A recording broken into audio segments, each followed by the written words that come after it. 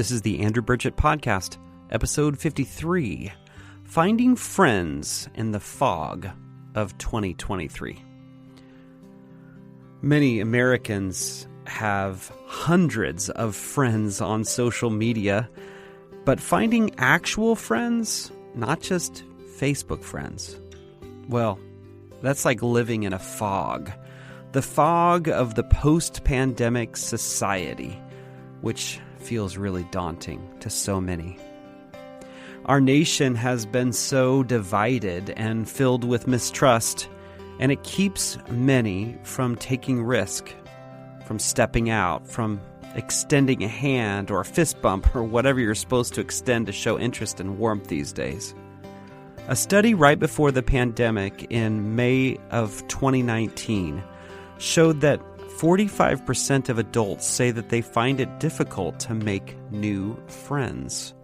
In fact, the study showed that the average American hasn't made a new friend statistically in 5 years.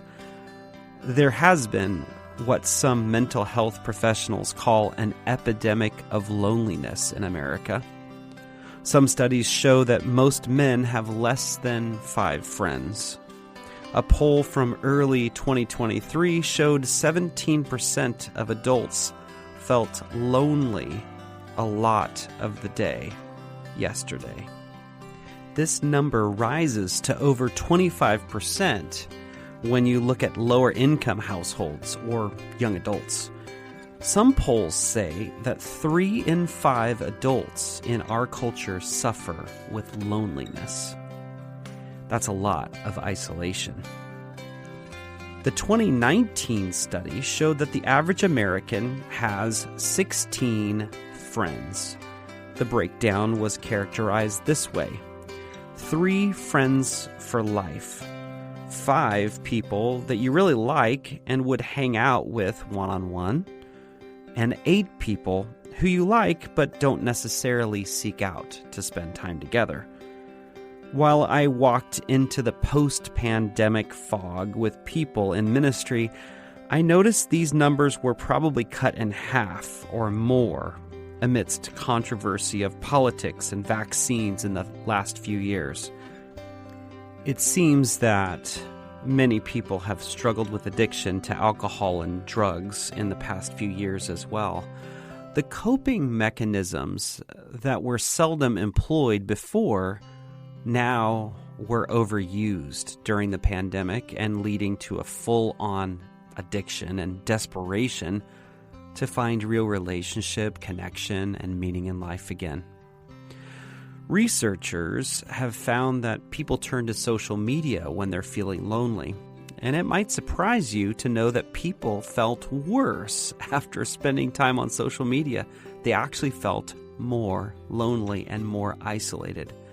Those who responded to a study said that they ended up comparing themselves to others more as they looked at social media, which led to more feelings of isolation and depression.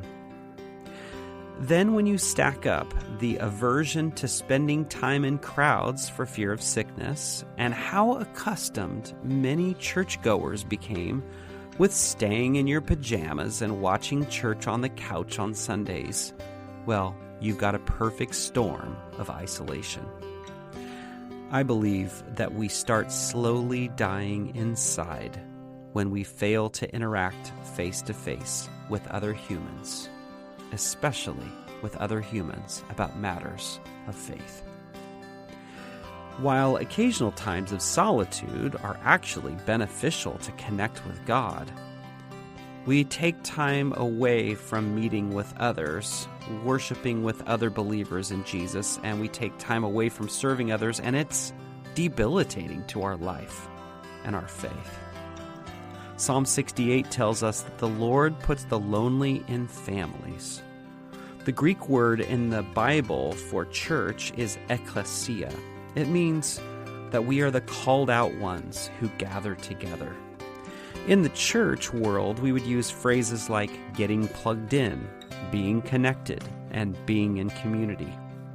It's critical that we do this, that we stay connected, first of all, to Jesus, because John 15 tells us He is the vine and we are the branches. We get our life from Him. But it's also vital that we pursue and maintain relationships with other Jesus followers.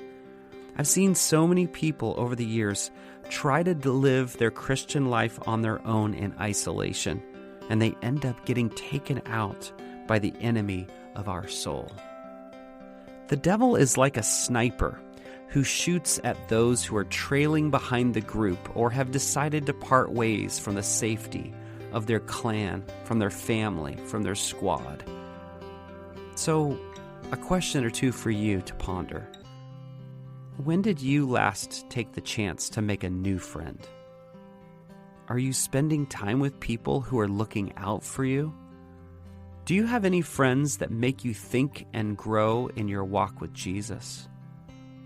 I want to challenge you today to not stay isolated, but to find a family, a group, a people, a church to connect to, and receive the blessings in community and be a blessing to others. It is there that you will find so much more meaning, purpose, and power in your life as you do life with others and walk with Jesus. May you walk out of the fog and find friends who will love and support you well in this season.